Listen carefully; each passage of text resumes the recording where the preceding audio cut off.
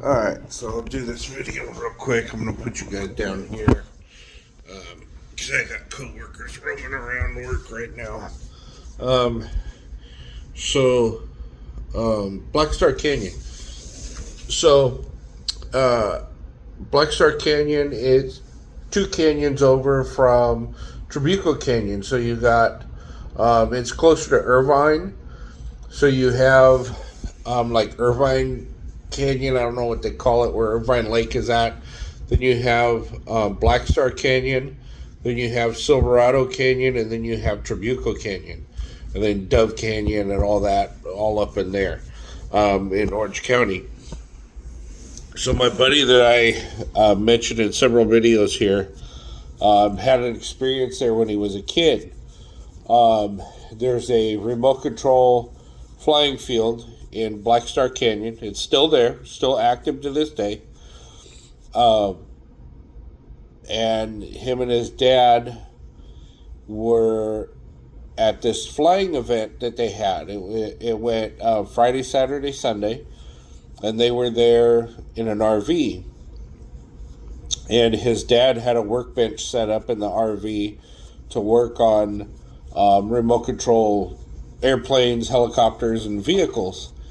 And that's why he was there in the RV all weekend, was to, work on people's stuff. So, anyway, he went to sleep Saturday night.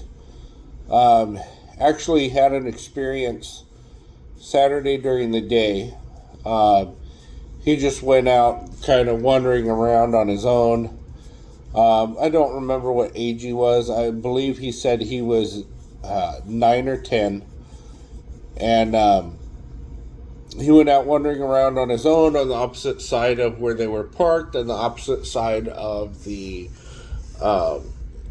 flying field, the tarmac. And he said he saw several Native American people out there, and they actually came up to him alongside the river that feeds Irvine Lake, because it still feeds the lake, still to this day. Alongside the river that feeds Irvine Lake, and they actually came over and talked to him, and they exchanged words. Doesn't remember what they talked about, doesn't remember what was said, and it was a brief talk, like less than 5 minutes, he said, from what he remembered. And he went to go turn towards the field again, went to go turn around to thank the guy for talking to him, and he was gone. There was like 3 or 4 other Native Americans there that were with that one gentleman, and they were gone. They disappeared. So he didn't think nothing of it, and he went back and to the RV and all that, and did his thing and what kids do. And that night he had a almost out of body experience where he saw himself floating up out of the RV and along the canyon, back into the canyon, and he saw a village of teepees and all that stuff back up in there. And he said that he saw the Native Americans getting slaughtered, like murdered, like big time. And when I was talking to him about this was, I want to say 2013, 2014, maybe 2012, somewhere in there. And he was telling me about it as we were in Black Star Canyon. And we had just gone up there because we go to a place called Silverado Cafe up in Silverado Canyon. And he was just taking me down to the flying field and showing me the new tarmac they put down at that time, and all the new benches that he helped build, and and all that stuff, and all the paint and everything that they had put down on the tarmac, so it looks like an actual like airfield, like a small little airport, and it was actually pretty cool. And he was telling me about this, and he goes, well, there's where the RV was parked, there's where I was at, this is where I experienced this, and then this is where my out-of-body experience took me, and he was showing me. And so apparently I did a little bit of research. Apparently back in like the 1800s, early 1900s, there was a ship that went to sea. Oh, yeah, ADHD. Sorry. Anyway, there was a group of Native Americans that lived back there. And apparently the local ranchers had accused the Indians of stealing a horse. And they didn't. The horse actually ran away on its own and came back a couple days after this incident. And actually one of the other local ranchers brought the horse back, and the horse had actually gone in the complete opposite direction that the Native Americans were in. But anyway, they completely slaughtered the Native American tribe that was in there because nobody would tell them where the horse was at, and nobody would tell them who stole the horse because nobody knew, because nobody there stole the horse or knew where it was at. So the settlers and the ranchers completely murdered the entire tribe. And you can look this whole story up, and there's different variations to the story on what exactly happened, but this is the first story I read that made sense. Anyway, so he had seen like that whole entire massacre happen as he was like floating through the air during this out-of-body experience that he had. And he said it was just so weird because, he saw everything and all that stuff. And but anyway, so my experience in Black Star Canyon, there's a spot where you can go through Silverado Canyon, and then it takes you over to the left-hand side of Silverado Canyon, and you can actually park your vehicle, get out, and hike through Black Star Canyon. And so me and my buddy that had that out-of-body experience, we did that.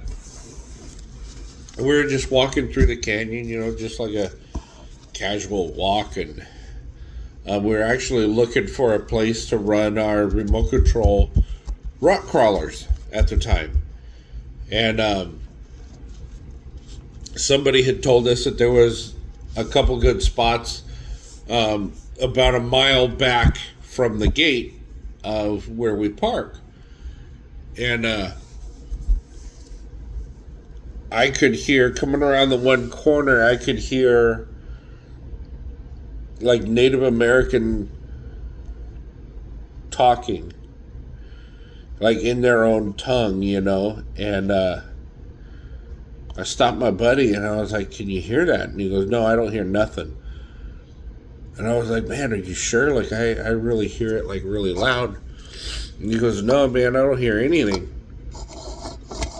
He asked me, he goes, what does it sound like? And I said, well, it sounds like Native Americans talking, like, in their own language and all that. And he said, no, I don't hear nothing, like nothing at all. Like, all I hear is just, the Mother Nature, that's it.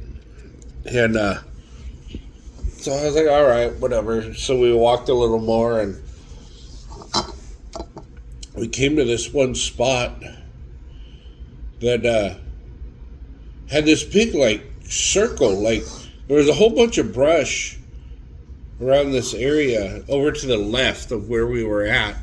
And then there was this big, like, 20-foot round circle in the middle of this area. And I'm going, well, that's weird. Like, and it almost looked like, I don't want to say it, but it almost had looked like a UFO had landed there and, like, burned that whole entire area. And so I was like, hey, man, like, isn't this weird to you? And he goes, yeah, that is kind of weird. Like he'd never seen that, and he used to go back there all the time. He would walk all the way from there when he was a kid from the remote control track all the way down into like Silverado Canyon and come back, and he'd be gone all day just hiking, and so we kind of made our way through some of the brush, and I walked into that circle, and as I got like into the middle of the circle,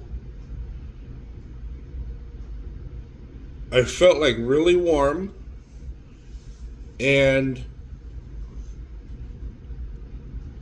I started walking past the center of the circle the opposite way we were coming, and I found myself in a teepee, an actual like Native American teepee, and there was a whole family in there, and they were talking in their native tongue, and they didn't notice I was there, and I kept hearing my buddy call my name, and I was like, what the hell, like, you can't see me? Like, what's going on? Like, am I actually in a teepee? Like, what just happened? So I turned around and walked, the way I came, and I walked right into him. And he goes, dude, where'd you go? What happened? And I was like, I don't know. I was walking, and then all of a sudden, I was in the middle of a teepee. And he goes, what? You're full of shit. You're lying. And I'm like, well, what did you see? And he goes, dude, you got right into the middle of that circle? And he goes, you were mid-step, and your foot almost touched the ground, and you fucking disappeared. And he goes, you vanished. You completely vanished. Like, and I kept calling you and calling you and calling you. And he goes, dude, you were gone for like 15 minutes. And I didn't know what the hell to do. He goes, I almost went back to the car. And I was like, dude, I wasn't even gone for 15 seconds. What are you talking about? And he showed me his phone, because I had just looked at my phone right before, because we had to meet somebody down in Irvine. And we were trying to keep an eye on the time. And so I was like, okay, cool. In 20 minutes, we'll walk up another 20 minutes, see if we can see the spot that they're talking about, and then we'll go back, because we got to meet our buddy in Irvine. And that would have given us enough time. And he goes, no, dude, you were gone for 15 minutes. And I looked down at my phone, and sure as shit, it was 15 minutes after the last time I looked at my phone. And I was like, whoa, like, I literally felt like it had been not even 15 seconds.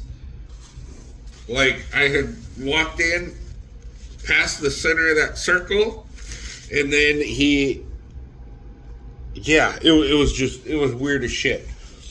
So anyway, we decided to turn around at that point, because we only had five extra minutes to do anything, and we decided that wasn't enough.